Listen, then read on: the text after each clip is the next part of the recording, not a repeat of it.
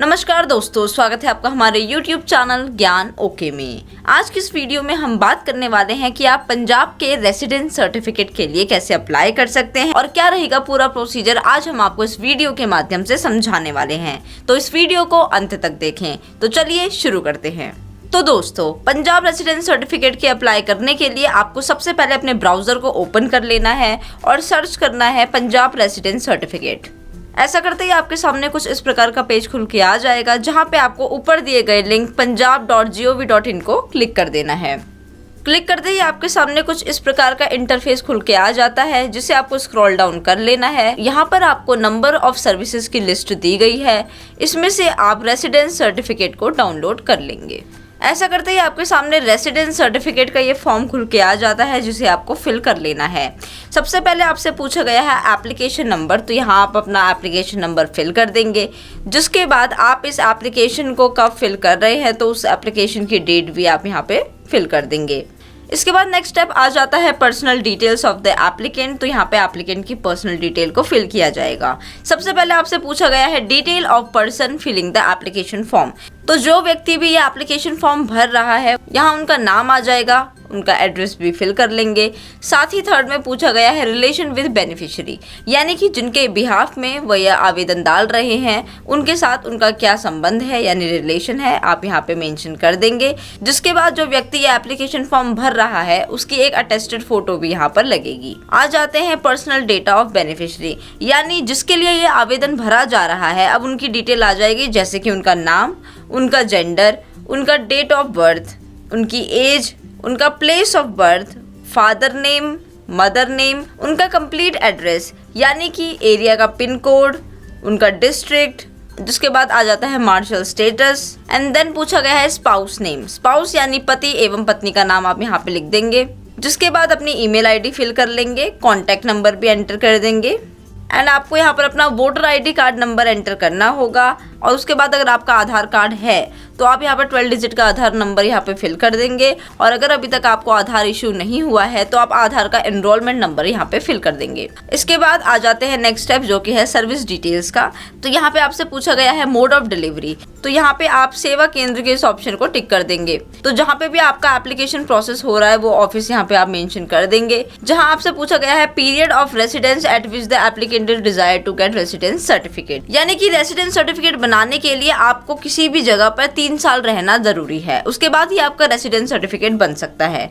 तो आपको इस कॉलम में यह बताना है कि आप जिस जगह के लिए रेसिडेंस सर्टिफिकेट का आवेदन डाल रहे हैं, आप उस जगह पे कितने समय से रह रहे हैं। जिसके बाद नेक्स्ट स्टेप में आपसे ये पूछा गया है कि आप जिस जगह रह रहे हैं, जहाँ के आप रेसिडेंट हैं, वहाँ पे आप कितने समय तक रहेंगे, तो वो भी आपको यहाँ पे बता देना है। इसके बाद आ जाता है verification certificate number from sarpanch, patwari, HOD, municipal councillor, यानी कि ये जो रेसिडेंस सर्टिफिकेट के लिए आप अप्लाई करते हैं, इसको सबसे पहले आपको सर्टिफाई कराना होता है। आप सरपंच के द्वारा, पटवारी के द्वारा, एचओडी के द्वारा आप इसको सर्टिफाई करा सकते हैं। यानी कि आप अपने इंपॉर्टेंट डॉक्यूमेंट्स को यहाँ सबमिट करते हैं और ये आपके डेटा को क्रॉस चेक करते हैं, और इनकी सहमति के बाद ही आपका रेसिडेंस सर्टिफिकेट का प्रोसीजर आगे बढ़ पाता है। इसके बाद आपसे पूछा गया है वेरिफिकेशन नंबर इज अटैच्ड और नॉट, तो रेसिडेंस सर्टिफिकेट के एप्लीकेशन को वेरीफाई कराते समय आपको कुछ केसेस में एक सर्टिफिकेट नंबर भी प्रोवाइड होता है। तो अगर आपको इस प्रोसीजर के दौरान कोई भी सर्टिफिकेट नंबर यहाँ पे प्रोवाइड हुआ है, तो आप यस कर देंगे, अदरवाइज आप नो कर देंगे।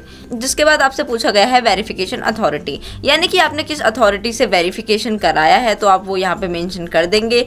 इसके बाद पूछा गया है वेरिफिकेशन सर्टिफिकेट इशू डेट, यानी कि अपना एप्लीकेशन वेरीफाई कराने के बाद आपको एक सर्टिफिकेट रिसीव होता है, तो वो आपको किस डेट को रिसीव हुआ, वो डेट आपको यहाँ पे मेंशन कर देनी है।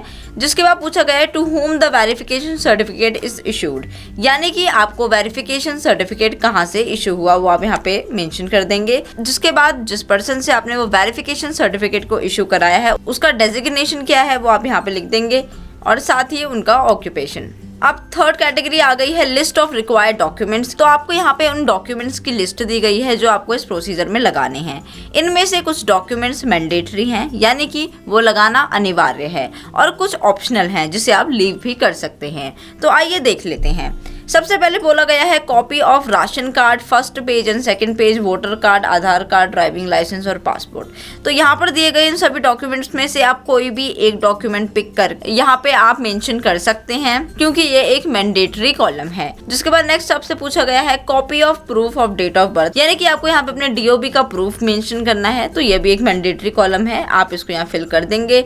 जिसके बाद थर्ड आपसे पूछा गया है copy of verification certificate from sarpanch Patwari head, यानी कि जैसे कि अभी हमने बात करी कि एप्लीकेशन को वेरीफाई कराते समय आपको एक सर्टिफिकेट दिया जाता है थ्रू सरपंच, पटवारी और HOD। तो उस वेरिफिकेशन सर्टिफिकेट की एक कॉपी भी एज अ डॉक्यूमेंट यहाँ पे लगती है। जिसके बाद दो और डॉक्यूमेंट्स हैं कॉपी ऑफ स्कूल सर्टिफिकेट और एनी अदर अटैचमेंट। तो ये दो चीजें ऑप्शनल है, तो आप चाहे तो फिल कर सकते हैं, अदरवाइज इसे लीव भी कर सकते हैं। इसके बाद आपके सामने डिक्लेरेशन का पेज खुल के आ जाता है, जहाँ आपको यह बताना है कि आपके द्वारा दी गई सारी इन्फॉर्मेशन ट्रू है और साथ ही आप रेसिडेंस सर्टिफिकेट बनाने के लिए एलिजिबल हैं। तो इस डिक्लेरेशन को आप एक बार रीड आउट कर लेंगे और उसके बाद अपना कंसेंट देके आप यहाँ पे सिटीजन सिग्नेचर के ऑप्शन में अपना साइन कर देंगे। जिसके बाद आप नीचे आ जाएंगे। इसके बाद सेल्फ डिक्लेरेशन का पेज आ जाता है, जिसमें अगेन आपको अपना नेम, अपने फादर का नेम, अपनी एज और अपना पूरा एड्रेस यहाँ पे मेंशन करना है और साथ ही यहाँ पे डेट को फिल करके यहाँ पे अपने साइन कर देने हैं। इसके बाद अगेन एक डिक्लेरेशन है जो आपको बाय सरपंच रिसीव होता है, तो आपको इसमें भी मैंडेटरी चीजें फिल कर लेनी है, जैसे कि नाम, जिला, एज और भी सारी रिक्वायरमेंट जो यहाँ पर है आप रीड आउट कर लेंगे और फिल कर लेंगे। इसी के साथ ही आपको यहाँ पे अपने साइन कर लेने हैं